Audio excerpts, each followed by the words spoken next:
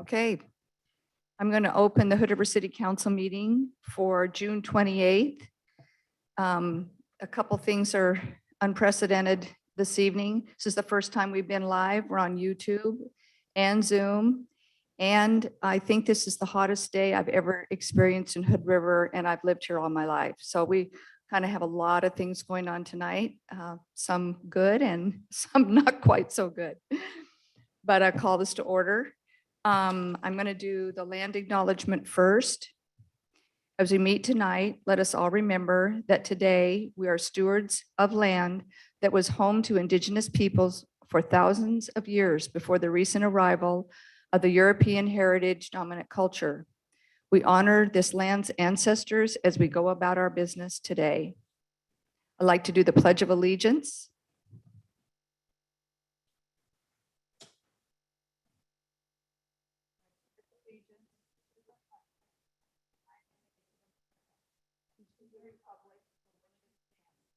One nation, under God.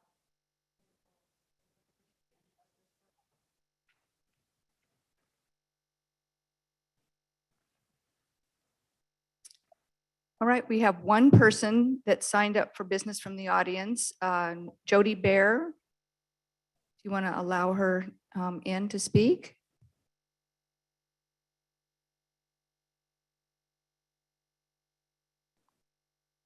Okay, can you guys hear me? Yes. Okay, I can't hear you very well, but you guys can't see me, is that correct? Correct. Okay, got it. So my understanding is this is Rachel's last week, and tonight's the last public forum that I was aware of. So I just wanted to express my gratitude to Rachel for her leadership of the city of Hood River for, I don't know how long it's been, 2 or 3 years. And although I didn't get an opportunity, Rachel, to work with you directly on any projects, I know people all through the city, and the most important people to me are the ones that actually work for the city. And of everyone that I have spoken to, I've only heard really, really good things about your support of them, Rachel. And to me, that's the most important quality of any leader. And so I just wanted to thank you and offer my gratitude and appreciation from all of the citizens of the city of Hood River, because I know you've made some big changes in your short time that we're all going to get to benefit from. And one of the specific thank yous is for hiring Mark as the Public Works Director. I've only just met him, but I was very impressed. And I know that you're the reason that he was hired. So thank you, and best of luck and on whatever your next adventure is. So anyway, thank you. Thank you, Jody. Thank you, Jody, so much. You said it well. We totally agree. We'll have some other words for Rachel a little bit later, too. All right, and they'll be good words. All right, we have a presentation this evening from Visit Hood River to talk about their strategic planning.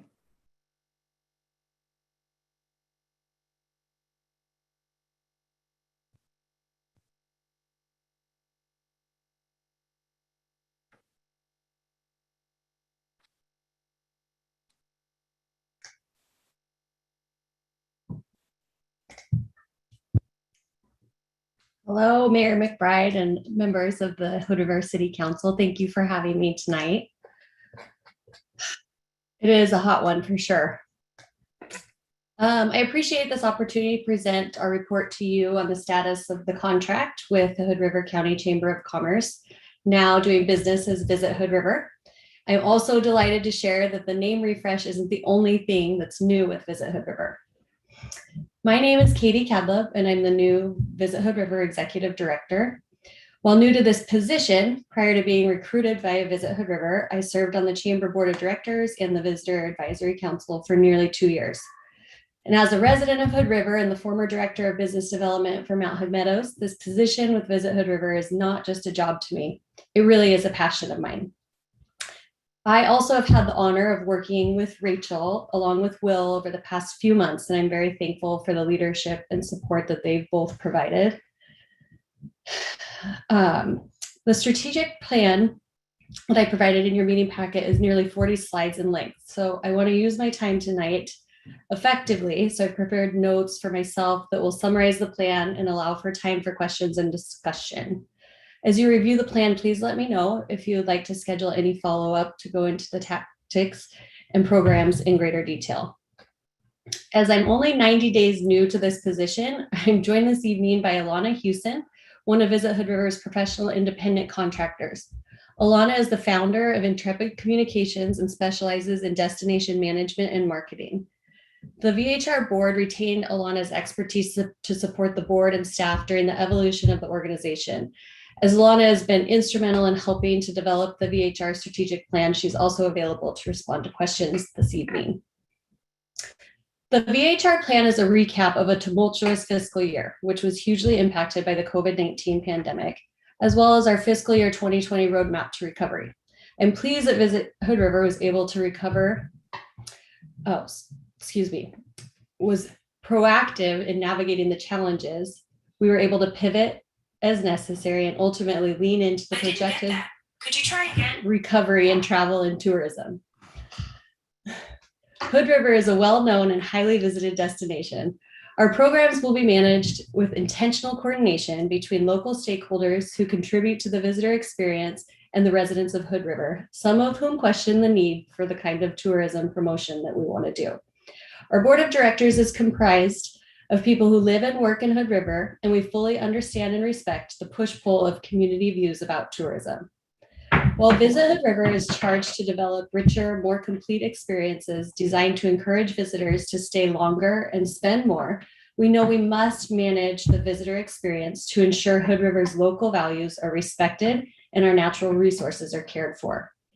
The VHR Board of Directors and staff see tremendous opportunity to come together with our community leaders to get clear on what success looks like for the future of outdoor recreation and tourism in our region. We want to align our energy and resources with you behind strategic actions that will strengthen the community's position as both a livable community and a destination. Visit Hood River's scope of work is in service to our community and business stakeholders who contribute to the destination experience and the sustainability of our community and natural resources. Throughout the goals, tactics, and strategies in our strategic plan are woven the driving belief that we cannot be successful as a destination if we're not successful as a unified, aligned community. Incorporated throughout our plan, programs, and tactics are the VHR tenets of sustainable destination tourism and resource management. VHR understands when we invite visitors to Hood River, those visitors should bring added, measurable value to our economy and community. VHR will work with our stakeholders and partners to offset the seasonal impacts of tourism upon community resources and natural assets. Due to the lingering unknowns of COVID, last week, the Visit Hood River approved a conservative fiscal year 2022 annual budget of just under $600,000. Of that, less than 30% will be spent on staff, as the reorganization as Visit Hood River has allowed for us to reduce overhead and operational expenses while still growing programs to benefit our stakeholder community. As Hood River continues to navigate the impacts of the recovery from COVID-19, our PR efforts will play an important role in expediting recovery, maintaining awareness and interest in Hood River as a leisure travel destination, and leveraging tourism as a form of economic stimulation. Through a combination of proactive media outreach, press releases, individual media, influencer visits, fam tours, and more, Visit Hood River PR plan is intended to craft that narrative. We'll elevate the awareness, profile, and appeal of Hood River as a year-round leisure travel destination in the process. In doing so, this will support economic prosperity in the region and increase quality of life for the residents and businesses who are fortunate to call Hood River home. Slide 5 details the goals and tactics related to our PR programs, which are funded at a level of $40,000.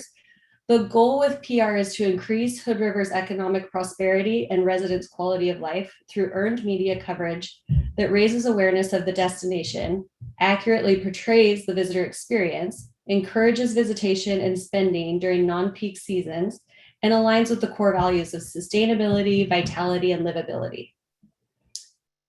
Slide 7 details the primary geographic target markets that we've identified doing our research. We'll concentrate resources and messaging first in the Pacific Northwest Drive market, then Western states, followed by minimal outreach to key national media outlets in New York and Boston, which can be impacted effectively with PR more so than paid media. Slides 8 through 12 will provide you the details of each PR tactic and the corresponding budget investment that we've put in place. We're happy to respond to any questions relating to PR strategies before we move to marketing. Great. Thank you, Katie. Mhm. Appreciate your presentation and the information in the packet. Does anyone have any questions on council? Mark? Hi, nice to meet you, and this will be exciting. As I read the $40,000 marketing budget, there's no print advertising, but a focus on other media. Is that, am I reading that right? You are reading that correctly. We have a little bit of print media that we'll be doing. And Alana helped develop this marketing strategy prior to me joining. So Alana, if you'd like to speak to that as well. Well, yeah, and my question wasn't one of opinion. It was making sure I understood. Others So have questions? the $40,000 budget would be just for the public relations component and strategies related to PR. And as Katie moves through the balance of the presentation, you'll be able to see the budget allocation that includes some paid media and the related advertising and program strategies under the marketing profile. And the budget for the marketing component is $240,000. Gotcha, thank you. And you are Elena, and you're from, Yes, I'm Alana Houston, and I'm with Intrepid Communications. And I am an outside contractor that the Visit Hood River Board and Executive Director brought in to assist during the transition period. I've worked extensively with destination marketing organizations around the state and also with Travel Oregon, the state tourism division. And so I was brought in to support the organization during this time of reorganization and transition. thank you so much. Other counselors? I'll wait until the very end to ask questions. Yeah, I think she's, Katie, did you have more presentation? We do, and Okay. if Alana is able to share her screen, we have we have our presentation to put up there. I don't know if Jennifer gave her. I'm not seeing that I have screen share capability. Okay.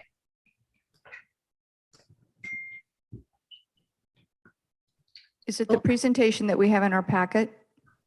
Yep, we can just move through it without the screen share, no problem.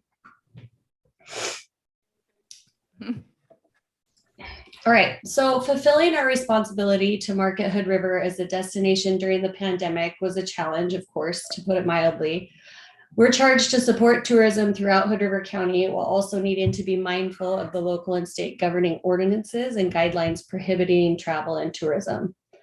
Upholding this delicate balance and the almost daily changes to openings and closures, we approached each piece of content with strategic care. We were driven to ensure our messaging was neither too passive nor would instigate irresponsible travel or local pushback.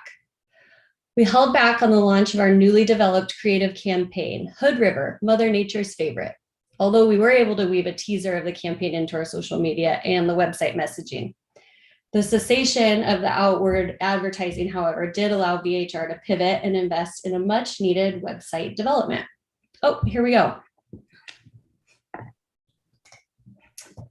The entire website user experience for the Hood River Chamber, along with Visit Hood River Council, were redesigned and integrated into one comprehensive website, resulting in greater efficiency and delivery of business links directly to stakeholders, which means that there will be increased website traffic to the new unified site, translating to increased links directly to support local businesses.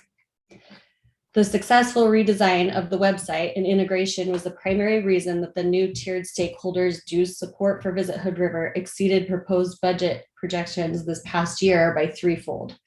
We are gratified that so many stakeholders were steadfast in their support for Visit Hood River and were dedicated to deliver upon their investment. So slides 17 through 33 take you through each of our marketing tactics and the corresponding budget investment for this fiscal year beginning July 1st. Since you have the slides in front of you, I just want to highlight the tactics. We have tracked awareness and brand building, engage and convert, and then management and retention. And of course, we all look forward to the reporting and the metrics of how these programs and tactics are successful. So now we can open it up to marketing questions. I think I heard Rachel's voice.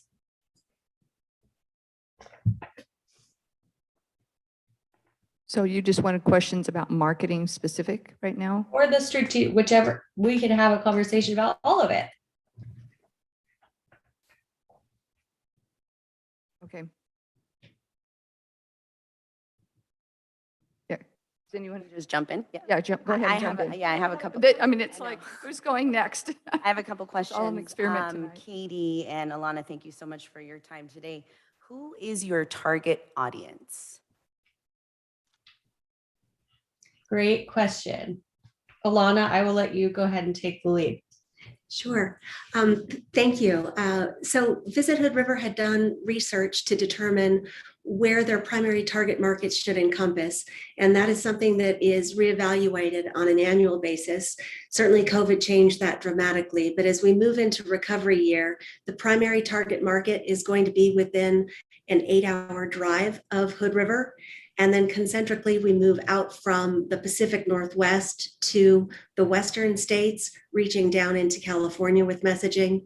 And then beyond that, at the national level, is where we bring in the PR resources to reach some of those farther away markets that are more effectively served with public relations rather than media, because media in some of the Eastern Seaboard markets and across the country would be cost prohibitive for Visit Hood River. So we'll use public relations in those farther away markets.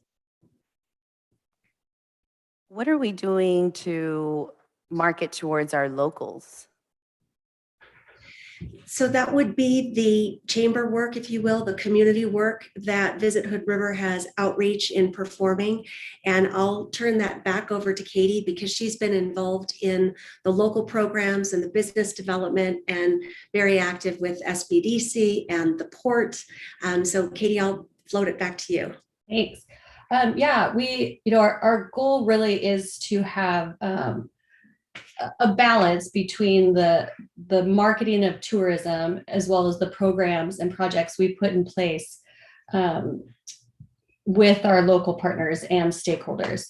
And so as I'm diving into this, starting my outreach to, like Alana said, SBDC, definitely MCED, working with the port to get messaging for not only the tourists that are coming to, be safe and how to be a tourist here, but that is our goal, is to create these partnerships with the local agencies to help build these sustainable tourism programs that don't take away from our residents and actually enhance the economic vitality of why we want to live here.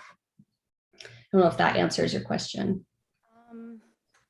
Not really. How do you intend? So when I look at this packet, this presentation, this doesn't look to me like there's much diversity. I don't see anything in regards to bilingual messaging. I don't see community branding. How are we telling the story of Hood River? We have such rich history here, from our Native Americans to Lilo Falls, Minoru Yasui, Cesar Chavez and Dolores Huerta going through these orchards for our farm workers. There's there's a lot missing in what's being presented to me here that I see. You've talked a lot about local stakeholders who contribute to the experience, a unified and aligned community, but I don't see any of our local community partners involved in this work. How do we build a brand where it is celebrating our cultures that we have here locally? What are And- the other languages that are being intended? Because I only see English here, and I only see this being tailored to a rich white crowd. No, and I think those bring up great points. And I think part of what my job and goals will be is to build those relationships within the community to start to tell that story that we haven't yet told. And so, yeah, I think this is great feedback for us to look into how we can infuse that. So with the budget that you presented here, is there a possibility that you can go back so that this can include more connecting to local agencies, specifically targeting a different language, whether that's Spanish? Can I jump in? So the what's presented is the marketing plan that was developed with research on the goal being essentially to get more heads in beds, to continue to grow the transit room lodging tax fund. And my understanding from when Megan and I were more involved is it's based on the research of who's coming here and who has like the most interest in coming here and trying to get more reasons for them to come.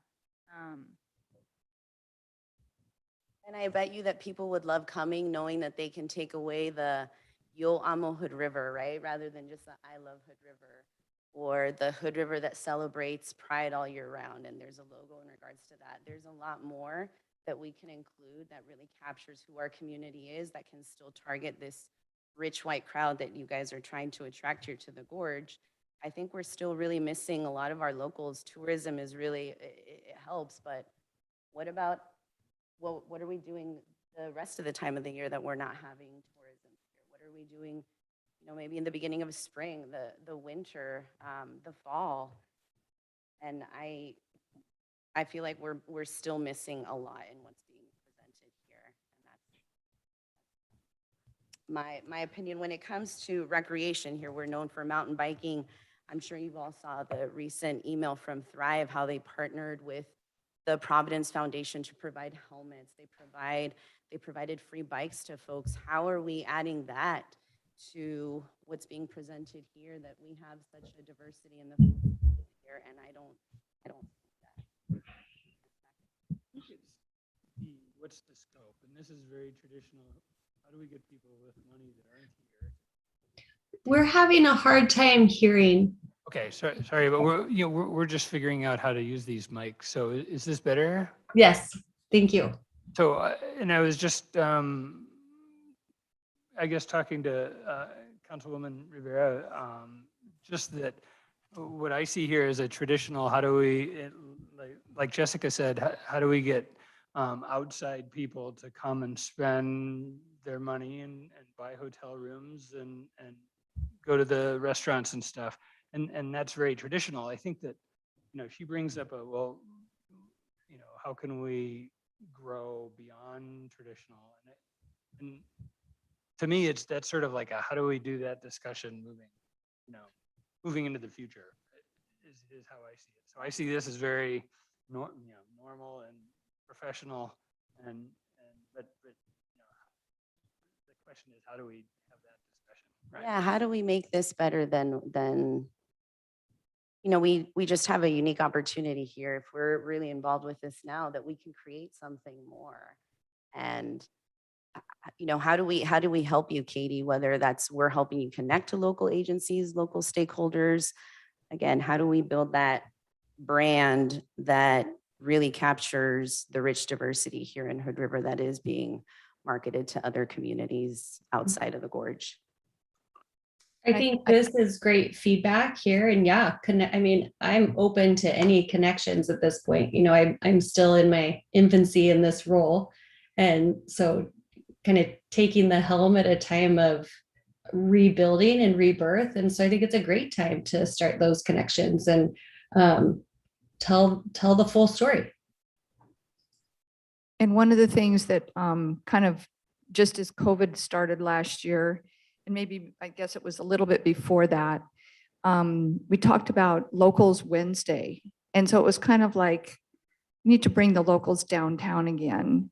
And Visit Hood River, it wasn't Visit Hood River at the time, had a different name. You know, there was more emphasis to bring locals into town on a certain day.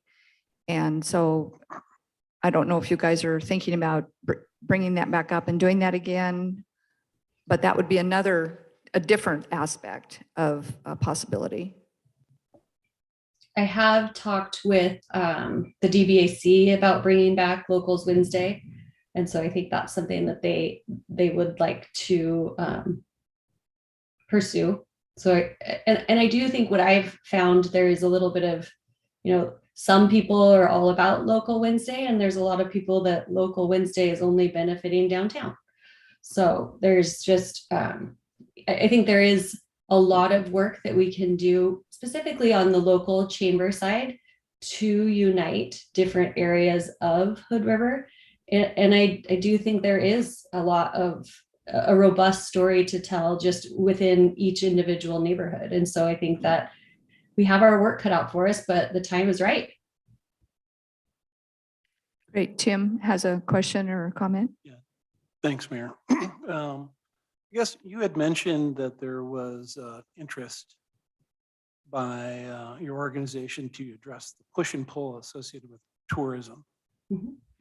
Can you describe that? And is there an opportunity to somehow transfer the benefits of tourism to a more local? Yeah, I think there is. And I've been working with some other community leaders on how we can put programs in place that help, like building or cleaning up our trail system and maybe better signage and wayfinding. And, you know, I think it takes all of us to come together at unified front and what are our goals long term, and utilizing the resources we have. And if we need to pivot, we've proven that we can, just like with COVID, in what that marketing needs to look like. So, you know, is there also an opportunity to transfer some of the benefits to some of the underserved in our community? I absolutely think there is. And as we get to later in the presentation, we have some exciting things to share as far as a grant program goes. So yeah, I think we have a lot of opportunity right now to utilize those tax dollars in a way that can benefit residents as well as other local stakeholders and businesses. Thank you. Megan, did you have a question? Well, I'm hearing there's another part of the presentation that might cover this, but I guess kind of following on what Tim had said, you talked a lot about, you know, like we're going to increase the quality of life for residents, add measurable value to the community, offset the impacts of tourism. I love hearing all of that, and I'm in the actual you know, budgets and slides that you guys showed with the PR and marketing.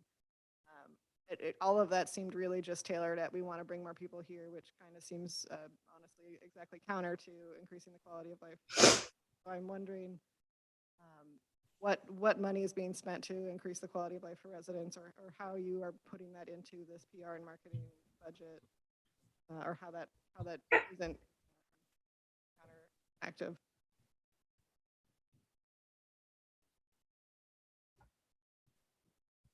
I think I heard all of that. Sorry, thanks. But I'm gonna punt this one to Alana. She and I have talked in depth about this. I think the comments that I'm hearing from council and Mayor, thank you so much. They have certainly been a part of the development of the strategic plan. And yes, what you're seeing before you is primarily focusing on what the contract with Visit Hood River stipulates from the city of Hood River. So the 25% of the transient lodging tax that is invested in this contract was designed to drive visitation to continue to fund the transient lodging tax investment in the community. But 75% of that lodging tax that is collected is retained by the city for very necessary city services to help the community and take care of the impact that visitors have on the community. So within the 25% that is invested in Visit Hood River, what they have been charged with historically is generating visitation so that the overall fund grows and sustains the general fund portion of transient lodging tax.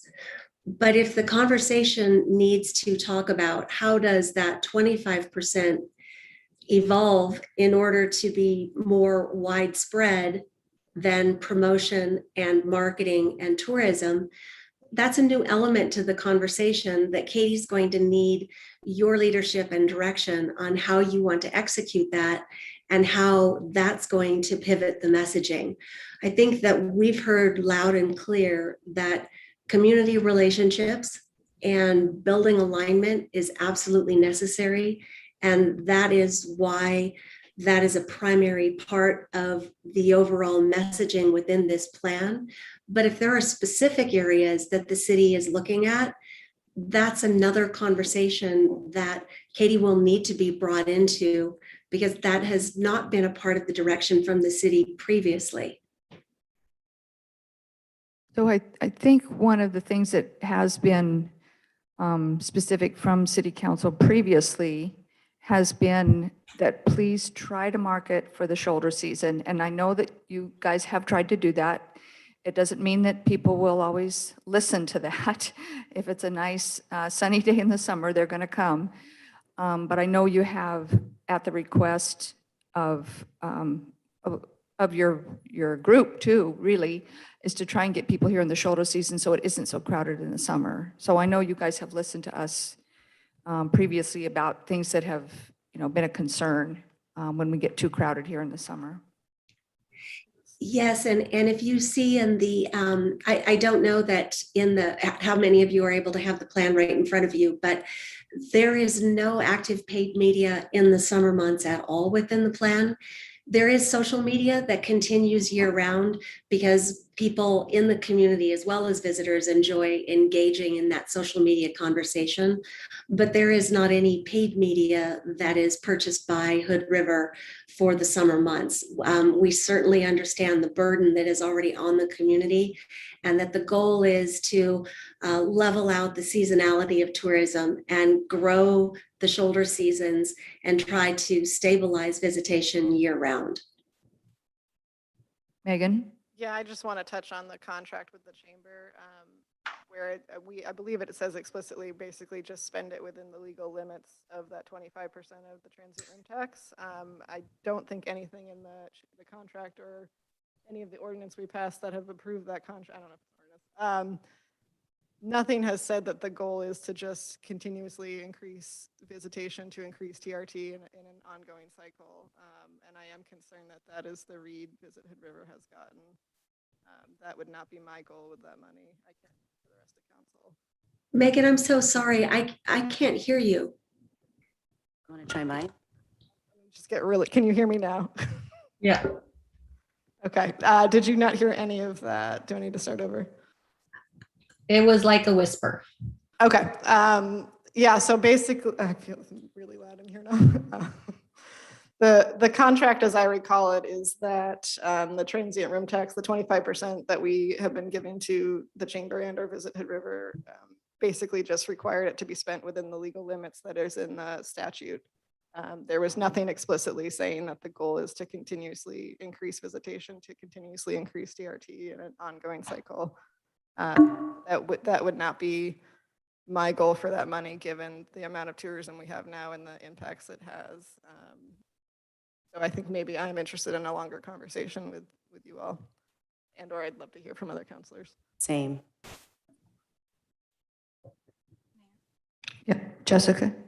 Yeah, I was just gonna share, and I know I've been part of the conversation saying that, hoping that that the Chamber of Visit Hood River could continue to think of ways to help the tourism work with the community, and I do support that. I also do just want to say that I know that tourism is a key industry in the region, and although of course it does have the challenge of being very low wages, but I agree that keeping that tourism message fresh, which is what's reflected in this plan, is really important, and keeping people continuing to come here, just especially for the city's own budget. But I think it sounds like there's interest in continuing the conversation with the chamber about the contract. Tim? Yeah, I think that just trying to find the balance, the correct balance, and I don't think that we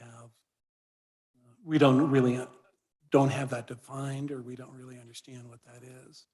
But I agree with Megan's point. It's just not more and more and more and more and more, because it does have real effects on our community, all of our community. There's a real impacts on people's quality of life, and I think that I heard Katie acknowledge that.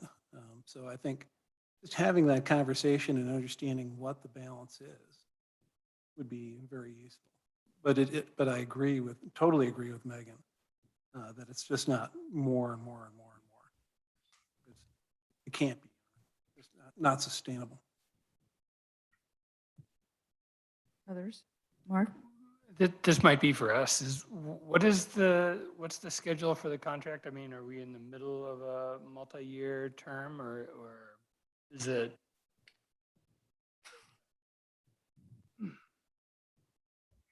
Counselor, I apologize. I should have been prepared for that question. I should have anticipated that. I believe we just did an extension because we were in COVID and because of the turnover at the chamber. So I will get the answer to that question and I'll send it to you.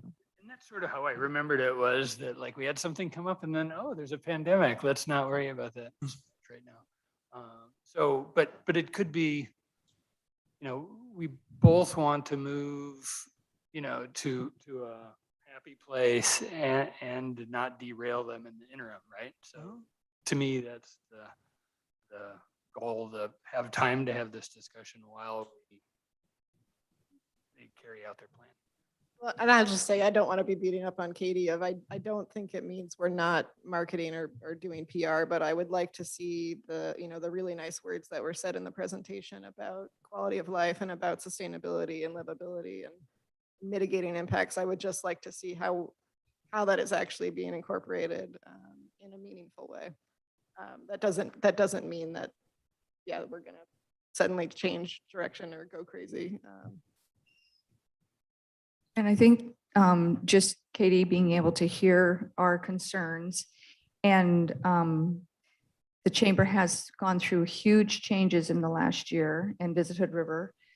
And so just for her to hear where we are in our heads and incorporate some of those words that Megan just mentioned into reality, that it would be great to get, an update maybe in 3 or 4 months after she's taken our input at this meeting, and maybe see if she's come up with some ideas of how we could work that together, and then through our regular meetings that we have too. Does anyone else have any other comments? Just to acknowledge the fine work that they do. They obviously are very doing a great job of promoting the tourism in our community. Yep, very effectively. Thank you. Yeah, great job. But please add more diversity in what's being marketed right now, because I only see a bunch of white people in kayaks. I'm out on a kayak too. Oh, it's great feedback. Thank you. Right, thank you, Katie, for presenting, and Alana, both this evening. Well, I do have one more thing to present. One more piece, okay, go ahead. Yes, and I kind of think it's the most exciting piece of this plan. As we begin our new fiscal year, we're also going to begin to initiate the development and launch of the Visit Hood River Community Investment Matching Grant. And this program is designed to help our nonprofit and private sector stakeholders to meet the needs of our growing and challenging destination community. So the grant will likely utilize tried and tested guidelines developed by Travel Oregon and other destination grant programs to ensure that our process is equitable, accountable, and measurable. The investment grants are intended to ensure that the grant recipients receive the support designed to help Hood River remain economically sound, sustainable, and thriving. And I think that this will be a good start to maybe what we're all trying to get at, and we're just going to hit it with these grant funds to start with. So that's all I had today. Thank you, Mayor McBride, and to the City Council for the opportunity. But I do look forward to working together to come up with, a diverse plan, and one that we do have some meat and potatoes behind the ideas that we're presenting. Great. Can I ask a question? Yeah, go ahead. Katie, thanks for mentioning that grant. I'm wondering if you can you provide any information about what kind of things would be covered under the grant or how much money might be available? So that is what we are finally just being able to look at and start developing with some of the net assets that we had going into this fiscal year. So I will have more information for you as we develop that and implement it. That sounds exciting. Yeah, brand new program, grant. Wonderful. Thank you so much. Thank you all. Thank you for being the guinea pig for our new system tonight. Happy to do it. Right. So that's the only presentation we have this evening. We don't have anything under our work session. Has that changed? No, Mayor. Okay. So I'll go ahead and open the regular council meeting. Do we have any agenda additions or corrections? Mayor, after the regular business items, I have a couple of updates for council that you might be interested in. So if I could just add those right after the regular items. Okay. And we talked about fire danger. Is that going to be one of those? Or we can do that? That wouldn't be one, but I do know that the fire chief is prepared to answer any questions throughout the meeting about fire danger. Okay, we'll do that towards the end then. Thanks. All right. So no additions or corrections. We have a consent agenda with a couple items on it.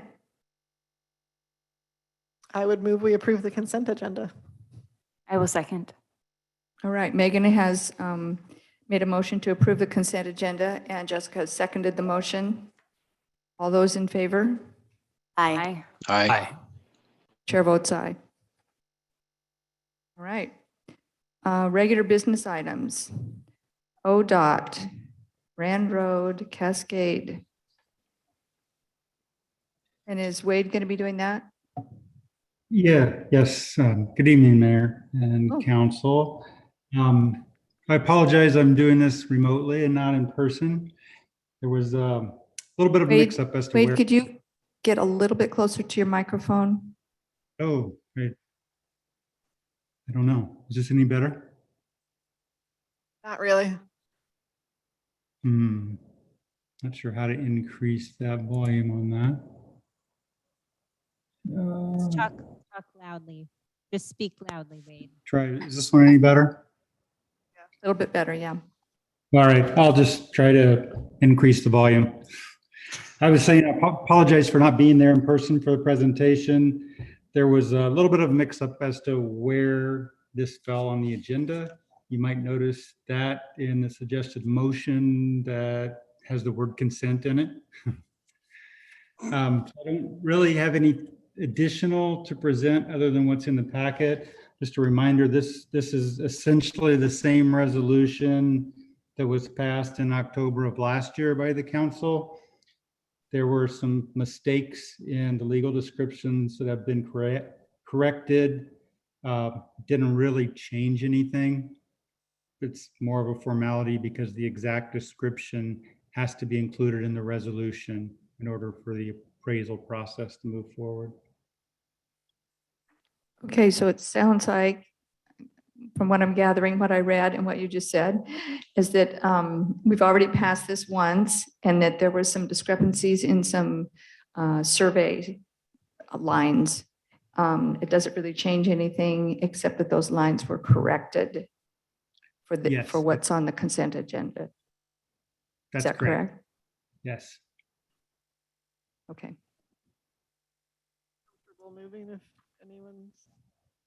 Can I ask a question, Mayor? Sure. Oh, hey, Eric. Yeah, it's me on TV out here. Can I ask a question, Mayor? Is that okay? Yeah, yes. So, hi, Wade. So I think you might have just answered what my question was just a second ago, but I take it the project has not gone, or I should say the condemnation has not gone out to appraisal yet? That's correct. Okay, They so it does not have to be voted on- redone. Yes, Yeah, and it looks like the big changes are just in the temporary construction easements, which in the grand scheme of things tend to be the smallest dollar items. My sense anyway. But yes, thank you. really, we're the only one that changed in area significantly was the Walmart temporary easement. And that was just because they should have included the permanent easements within that easement. And somehow on that parcel, they missed that. So the overall size physically didn't change, just the way they measured it, more or less.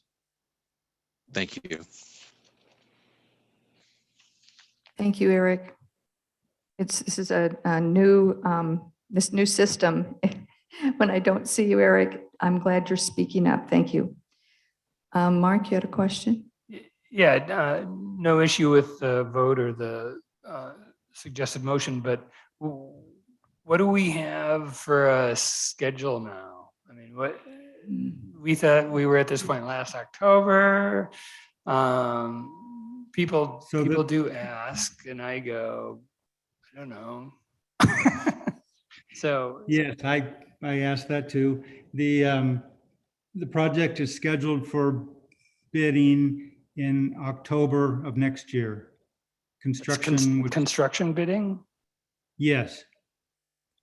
So that would be, there's- that's in 22. So spring of 22. 23 construction is, They would start probably first of the year with what they can in the winter months. Due to lane closure restrictions in the summer, it'll probably be the following spring when they do the final grind and pavement. Everything should be operational in the fall of 23, but the final paving and striping probably won't be complete before the paving window closes at the end of September. and where's that schedule on the sporty meter? Is it very optimistic or somewhat optimistic or absolutely that's when it's A going little bit optimistic. I hear rumors about the complexity of the right of way. It could extend it out to maybe bidding at the first of 2023, so maybe 3 months later. But that's the outside. Okay, thank you. Additional questions? And it says, the motion talks about putting it on tonight's consent agenda, but we already did the consent agenda, so we don't, Yeah, just a regular motion. okay. I got it. I move that we approve resolution 2021-08 authorizing ODOT to use the power of eminent domain for the certain properties described in Exhibit A to resolution 2021-08 on behalf of the city if necessary. I'll second that. Okay, Megan has made the motion to approve resolution 2021 authorizing ODOT to use the power of eminent domain for certain properties described in Exhibit A to resolution 2021-08 on behalf of the city if necessary. And Mark, I believe, made a second. Any additional discussion? All those in favor? Aye. Chair votes aye. Eric has said aye also. All right. Enterprise Zone Resolution 2021-09. Alice Zawitt. Can you hear me? Am I in the meeting? We can Can you hear you. We speak up? can't see you yet. Yeah, I can't see me either. I'm happy to continue this way, but I'll raise my hand if they want to show my sweaty face. Well, we'll just keep moving through it. If you can't hear me at any point, let me know. I know the audio's been tough tonight. So I'm here this evening. Alice, if you could get a little bit closer to your microphone, that would be great. Okay. I'm here this evening on behalf of the Mid-Columbia Economic Development District, who is the zone manager for the current enterprise zone. The item in front of you is asking the City of Hood River to approve the resolution 2021-09 and join with the City of Cascade Locks, County of Hood River, and the ports of Hood River and Cascade Locks in approving the sponsorship of the redesignation of the Cascade Locks Hood River Enterprise Zone. This resolution has been developed as directed by your council on December 14th to explore redesignation. And a second item was discussed on May 10th, where your council discussed the inclusion of the hotels and motels, which were ultimately excluded from the zone. Again, this zone provides tax abatement for certain new investments in the City of Hood River in the areas that are designated on those maps at the end of this packet. I'm happy to answer any questions at this time, and I'm here to answer any questions. Megan, did you have a question? Yeah, I have a quick one. Thanks for coming, Alice. I just wanted to, I guess, confirm the actual resolution doesn't make any mention of the removal of hotels and motels. Does that need to be in the resolution, or is it covered somewhere else? Yep, good catch. And we would have to have opted in to include hotels and motels. So the fact that we're excluding them does not need to be in the resolution. Awesome, thank you. Thank you. Additional questions for Alice? Okay, I don't see any additional questions. There's a motion on page 73 of our packet. I move to adopt resolution 2021-09, redesignating the Cascade Locks Hood River Enterprise Zone. I'll second. Megan's made a motion, and Tim has seconded that motion to adopt resolution 2021-09, redesignating the Cascade Locks Hood River Enterprise Zone. Additional discussion? Madam Mayor? Oh, go ahead. Go ahead. No, you go ahead, Eric. Oh, I would just like to, by way of a comment, since I had voted against this when it came up before, not because I was against it, but I just, I wanted to provide some additional time for potential public comment on the exclusion of the hotels. And I'm satisfied that that time has gone by, and I haven't heard a strong case to include that. So just by way of explaining that I'm a yes tonight and was a no before, because I feel that that time has now gone by, and I'm comfortable supporting this as it's drafted. And I am gonna, again, abstain since my employer is contracted to manage the zone. Okay. All those in favor? Aye. Aye. Chair votes aye, and I did hear Eric also say aye. Jessica has abstained. All right. Make sure we get all that in there. All right. Did you want to do your items now, or? Yeah, We can- thank you, Mayor. Just a couple of items.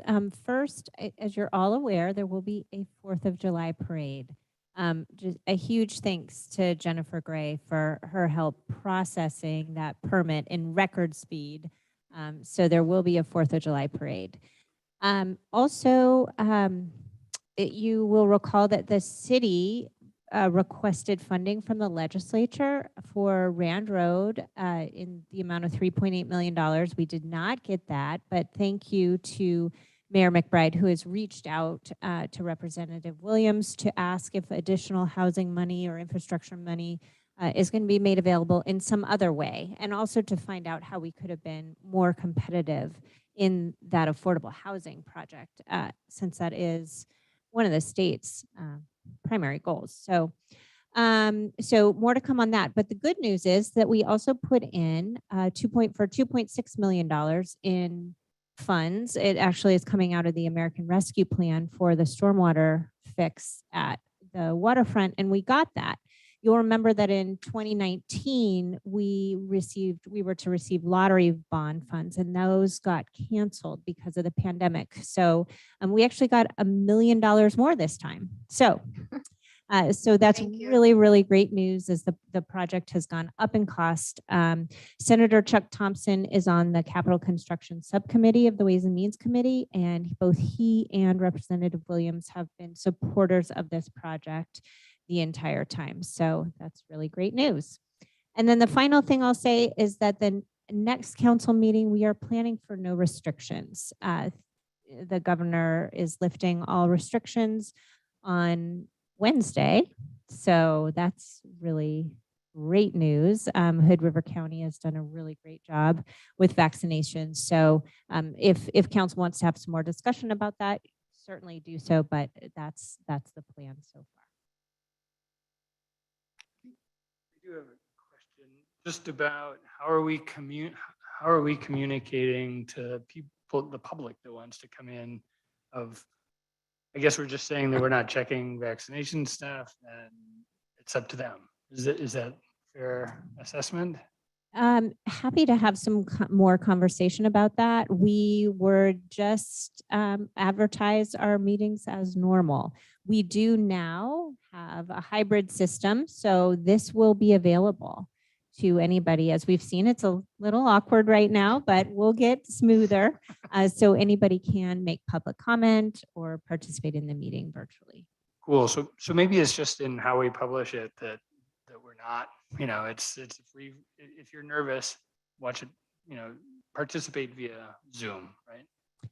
Thank you, Counselor. We will make sure that it's communicated that there are multiple ways to participate. And again, a huge thank you to everyone who made this possible.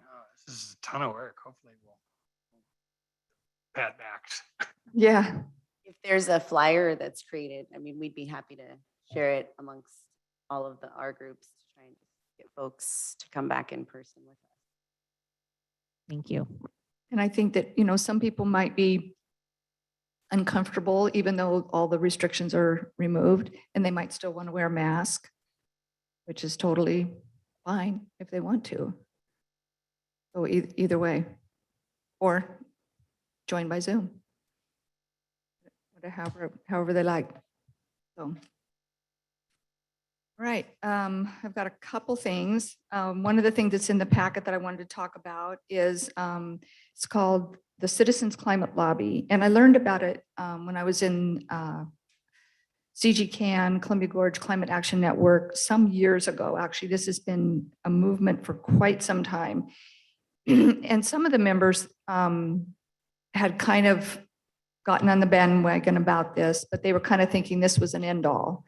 And the rest of the group was like, well, no, that's not an end all. We need to do our own part, like putting together an energy plan and doing substantial things within our community.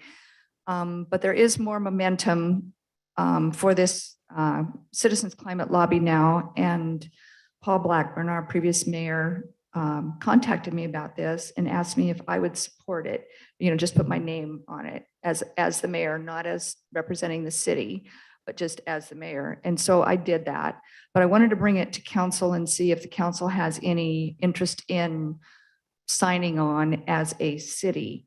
And it's just saying that you support this. It's a bipartisan thing to basically put a fee on carbon and increase that fee over time to get organizations that are causing climate change to reduce that. And the fees that they pay will go back to the people. It goes to the citizenry. So it doesn't go to the government. And so that's why it's, a bipartisan type thing. And then people that receive those dividends, I guess I call it a dividend, the fee, can use it for whatever they want. So they could use it to put solar panels on their house. They could use it to get a more efficient car, but they could use it for groceries if they wanted to. So in that respect, that's why it's become kind of a bipartisan thing. It's not an end all for climate change. It's a tiny little piece of the big picture. And so that's why I thought it was a good thing. So if you guys want to talk about it or think about it, Does this mean Thoughts? that we have like a Hood River charter, like an Oregon charter? I mean, what does that? It talks about that they train volunteers to build relationship with elected officials. Do we have a group that would be representing the board or? no, we would just be putting our name as a city, on this. And we could put together a resolution that would state that if we wanted to. But we have the Hood River Energy Council, we have Columbia Gorge Climate Action Network, we have a lot of these organizations that are already doing a lot of the work. So we don't have to, as a council, do a lot more than just put our name on it that we think it's a good thing. And I guess we're putting our name on this actual Energy Innovation and Carbon Dividend Act, or on the group as a whole? I think it's the group as a whole, the whole thing. Is there a particular legislative goal that they have, or this is just a grassroots, if there's a carbon tax plan or a carbon cost plan that they're supporting it? Is that? I think that they will try to get legislation eventually if they can get enough support behind it. I mean, it says on the first page, passage of the Energy Innovation and Carbon Dividend Act. So there assume is that's their something goal. out there, but I don't know how high up the chain it is to getting any kind of traction at this point. So I'll just jump in. My gut reaction is that though I'm personally supportive of, putting our name on this kind of thing, we have the climate resolution, we have the energy plan that, that those things should speak for us with respect to this stuff, versus, just adding ourselves to lots of lists. But, I don't know, with a healthy discussion, I could come around, but my initial reaction is I think that we're embodying the goals of this. And so without having to read all the small print and stuff, it's better to just keep talking to the existing things that we've published. Right, and I think that the things that we're doing already, solar panels and hydro turbines, we're doing the work. This is a legislative thing, but we're doing the actual work, which is, I think, is even more important.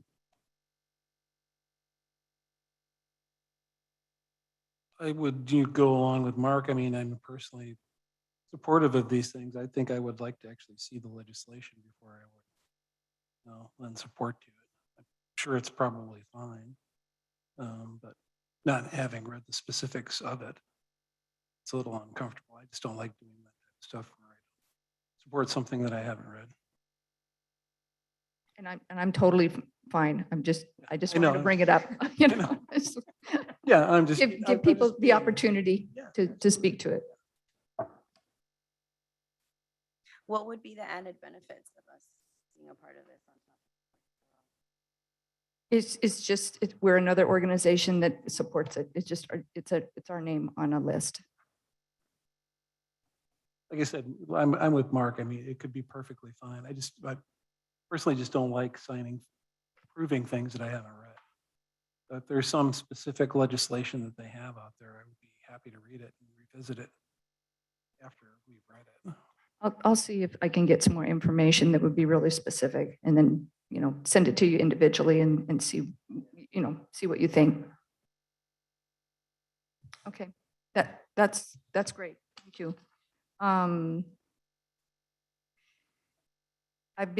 This is an extra item here. I've got a couple items. I've been asked by a few people in the last couple days about the fire danger. And are we going to do something about it? Because we've had all this heat, the highest probably record for Hood River today. And tomorrow the wind is going to start. And it's going to be blowing pretty hard for at least 3 days. And everything is tinder dry right now. And fireworks are on people's minds. And should we be thinking about doing something about that? I know that we have an ordinance that we passed regarding fireworks a few years ago, but I think Chief Damian was going to be on the line and kind of speak to what the fire chiefs have been talking about in the last day or two. Mayor, yes, I believe he's on, Jen, and can speak to the issue. Yep, I'm on. Can you hear me okay? Yes. Looking good, Chief. Okay. So to answer some questions, the county fire chiefs, I've notified them this morning. I did get about 3 or 4 voicemails following my radio appearance, I guess my radio thing this morning. And knowing that the city of Bend has just banned fireworks earlier today, the city of the Dalles is looking at it this evening. I know that the city of Vancouver several years ago banned them, as well as the city of Camas and Washougal. So that's what I know locally, what's going on. County fire chiefs, we already have a county burn ban, but it doesn't talk about fireworks. So that was my question. Have not received much feedback or answers as of yet, but I would expect something by tomorrow. But I'm open to suggestions, but I would definitely agree with your assessment, Mayor. It's dry, it's tinder dry. In some weird good way, we do have a relatively high humidity, though I think with the winds coming, that will change the dynamic. Looking online and ahead, there's nothing listed for a red flag day, and that would be where that relative humidity has dropped. So that's mainly what that is, not so much the temperature as much as the humidity. So I'm open to suggestions as what direction you guys would like to go. I would suggest us looking at it and coming up with a consensus. I would like to do it within the county, so it's consistent, but I think enforcing things would be just as difficult, whether it be in the city or the county. What are your thoughts, Chief? What would you suggest? I think the way the city of Bend and how they approached it, I think is the best way of going about it. I do believe our community has a history with Eagle Creek.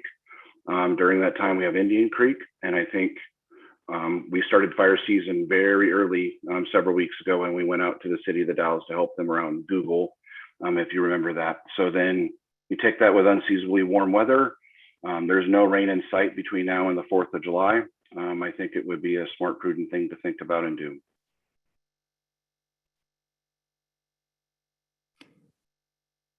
Would you want to do that? You said you'd want to do it countywide. So would you, your recommendation as one of the chiefs would be, yes, I think we should do a ban on fireworks. But you would leave it to waiting to find out what the other county chiefs feel like to first? Well, truth be told, my responsibility is here to the city and not to the county. But where it makes it difficult, I probably get 15 phone calls a day, or sorry, in a week, asking about where they live and having questions for the fire department when they're not in the city. So I think people's awareness of where the city lines are very difficult. But I think more importantly, if we follow the city of Bend, and I do think what they've done is prudent and smart. Their fine is rather hefty. I just think the enforcement side makes it very difficult. We've been really busy with not just heat related EMS calls. We've had fire related calls. Saturday, we had a large brush fire there right by exit 63.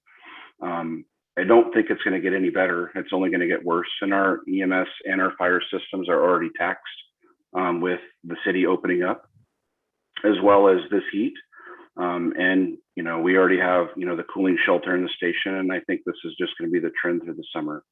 And I think it would be smart of us to eliminate at least one risk factor for a big segment of our city. And we do have a lot of urban interface areas, and with wind, that may be another factor altogether. Mayor, if I might, if I may, the way it would work is that we would do it in an emergency declaration, and then I would ban fireworks in the city, and at the recommendation of the fire chief, and perhaps other jurisdictions would do that as well, but we obviously only can affect that in the city. Enforcement, as the chief mentioned, is always an issue when it comes to fireworks. However, that certainly doesn't mean that based on his recommendation, we should not do it. So the chief talked about the way Ben did it. He thought that was a good way. Is that talking about fines then? Is that kind of more? I believe he's referring to the emergency declaration. Oh, the emergency declaration. Okay. Yeah, that's correct, Mayor. Sorry for not being clear. Okay, but there are fines if you do have fireworks. That's my understanding. And what we would do is look at this tomorrow, and it's something that we can implement very quickly. And we could have some discussion, and perhaps with the fire chiefs, about whether that would apply to pre-planned events like the Lions fireworks that are have some safety measures in place already and are approved by the State Fire Marshal's office. Do we know what the fine would be? Counselor, I'd have to look at that tomorrow. I don't, and I don't recall what the fine is with the ban that's in place already. I would be comfortable with staff coming up with their best recommendation on a fine, but I would be supportive of declaring an emergency and prohibiting fireworks. But I do like the idea of figuring out how to let the planned firework activity still happen with all the safety measures they have in place. I agree with Jessica. That we should ban them, private use for our window ordinance that we have, and if there's a way for the Lions thing to go on, that people can watch. I agree. You. I do as well. I agree. Not sure, I guess the duration we should think about, because I don't see that it's going to get better So I anytime soon. don't remember the exact date, but I think our existing fireworks ban starts the 14th. So I would assume we're just gonna at least fill to that. Yeah, because we have the regular, there's only a period of time you can even have fireworks. And we're going to be kind of covering that whole time likely. That sounds like this. a great idea to me. Yeah. Okay, thank you very much. Thanks, Chief. And I think that, I'll speak for myself on this. I don't take it lightly to do this because I know it's a tradition for a lot of families, and it has been for my family too, to have, small legal fireworks. We're just coming out of COVID. Everybody's so happy we're going to get to have the parade. We're going to, have the fireworks down at the waterfront over the water. And we don't want to rain on the parade, but this is extremely serious and can be just devastating. And our emergency services are stretched thin right now. And with anything that happens with the wind blowing, it could just be disastrous. And that's the reason that we're doing this. So just want people to know. I agree. The safety of our constituents is very important to us. And as our mayor mentioned, we have limited resources that would respond.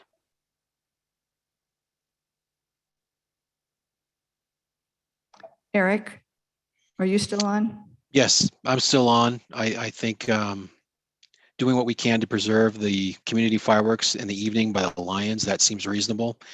And I think that we just have to listen to our police chief. If that's his recommendation, I certainly accept it. The question did go through my mind whether in the chief's view, there might be something in between nothing and everything.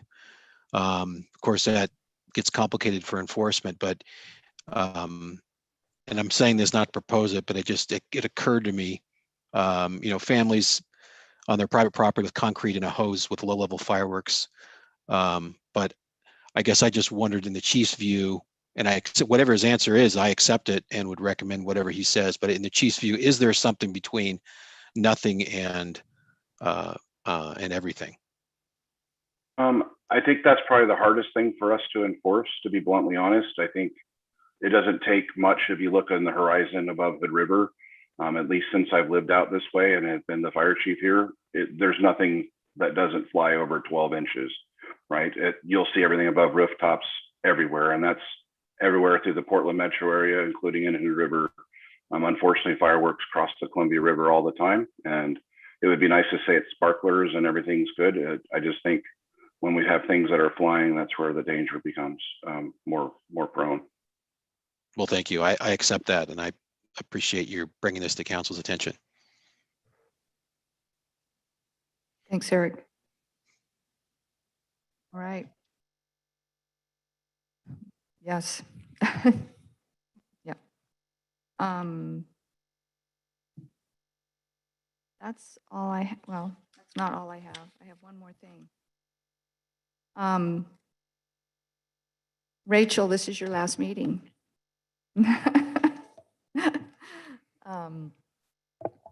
And so I wanted to thank you. I have a whole list of items here that Rachel has helped us get through, herd us cats through this process. And I know that she's had a lot of herding to do, but we're all better for it, for sure. I'm going to read through a few of these things, just so people know all of the things that she's accomplished while she's been here. It's really been a huge amount of things in a short amount of time. She inherited the West Side Concept Plan when she got here, and we hadn't gotten too far down that, but she got us through that. She got us through the Parks Master Plan, which was part of West Side Concept.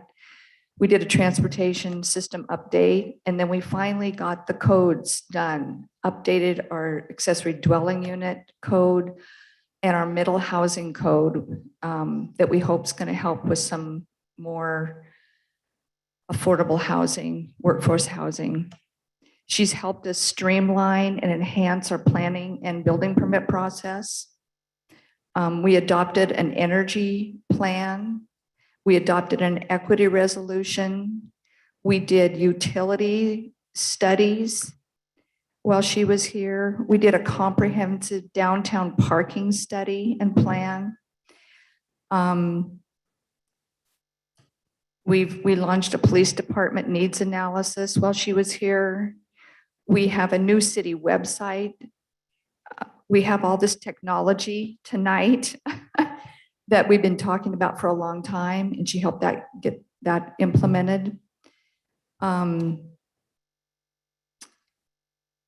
We have a lot of capital projects. We had Children's Park. We had the wastewater treatment plant. We did a lot of things down there.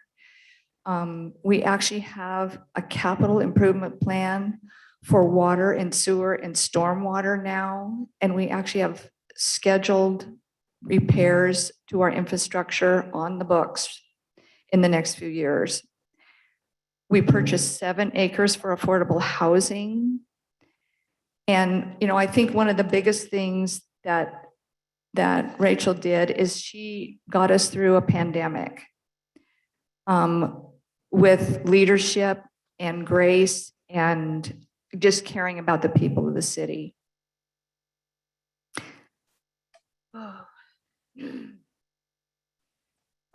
She's just adopted a lot of new protocols and taken advantage of all the funding that's come to us in this last year and spent every dime of it because we had to, or we'd have to give it back. And she figured out ways that we could use it to help people or get it to nonprofits so that they could use it. And she partnered with all sorts of other agencies to get all these things done, which is not a small feat. I think Rachel's really, really well liked by the staff. And that says a huge, huge thing. that she listens to people and that she can work with people. And well, I for one am going to miss her. And I'm really glad that she came to our city, and I think we're a better place for having her here. Thank you, Rachel. Well, Mayor, thank you for those words. Of course, it has been an enormous team effort. And from your leadership to the incredible staff that we have here, it truly, I have never been more proud of a group of people who have just, they just showed up, and it's really been an honor. I want to thank you for the opportunity to work with you, and really, it's truly been a pleasure. Again, these are this is a team sport. So this is all of the words that the mayor just said are for every member of this organization. So please take that to heart, because we did it together. Thanks. That's all I have. Council call. Additional words. Just thank Or anything you. else. Gotta say, you're a pro and you cared about our city.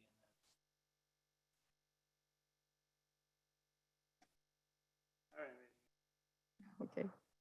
Jessica? I've talked to Rachel. She knows how I'm gonna miss her. I don't have anything. I also talked to Rachel in private, and thank you again. I did just want to thank both Rachel and Leonard and the rest of staff for pulling together the cooling shelter the last few days. That's a huge benefit to the community. And I did just want to announce, if folks are listening, that we do have the Housing Task Force and Planning Commission applications are both available. So please take a look at those.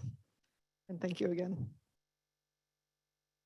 Well, I'm a big crybaby, so I won't take too long, but I really appreciate, and I feel like I want the public to know this. I came at such a challenging time. I started in the middle of the pandemic, and you helped me learn a lot. So I really appreciate the time and effort that you have taken to teach me how to do this. So I really appreciate that. I too wanted to thank Sarah Kellums and Kenny and all of our other partners for getting the cooling shelter. I did have the opportunity to serve on Friday. And I also know that Councilor Zan Miller had the opportunity to go out there as well. So I do appreciate all of the volunteers who showed up to simply offer a welcoming, safe, and inclusive environment to our community. Thanks, Rachel. You know, I don't think it's an understatement to say that, you know, some of the stuff that you guided us through probably is some of the most unprecedented things that, you know, at a time, a historic time, with historic challenges. So, I mean, the way that you carried yourself, the way that you helped us make it through all of this, the fact that we're through this now, sitting here all together, it makes me proud. It makes me a little sad, since we're just getting back together, that we're not going to be able to carry on with you. But, you know, I'm sure that whatever you do, you'll do it with the same level of professionalism and skill that you've done this. So thank you. All right. So our next meeting. Eric? Yes, if I could, Mayor, Sure. thank you. And Yes, go ahead. I can't see Rachel, but I would like to just communicate to her, which I've also told her. She has been, you know, she's basically the CEO of our city, and we are the council, but we have a system of government that the city manager is really, for practical purposes, in charge of the day-to-day. And I slept well at night, because I just knew, and I've always known, that she is on the ball. Rachel just carries herself with a sense of and projection of professionalism. As professionalism is, to me, the word that sums her up. She's just so tactful. And this job isn't always easy. Sometimes it's fun, sometimes it's not, but we can always just count on Rachel's calm, professional, resourceful suggestions that were always just so constructive. And the mayor mentioned a long list of things, and I could list a long list of things. I'll just say one thing that stands out in my mind. When we started to go into COVID, there was, I think it was around spring break, and because of some glitches at with some of the things going on with the school lunch program, there was a situation where some students weren't going to, that needed their lunches, they weren't going to get them. And it was sort of outside of her job duty to make sure that the community didn't drop a ball there. And it was 100% Rachel solving that problem and stepping up. I mentioned that example because it's outside of her job to be worried about the school district, but it's emblematic of her enormous dedication to our community, and she will be greatly missed. Thanks, Eric. All right, it is 7:27. And if no one has anything else, our meeting is adjourned.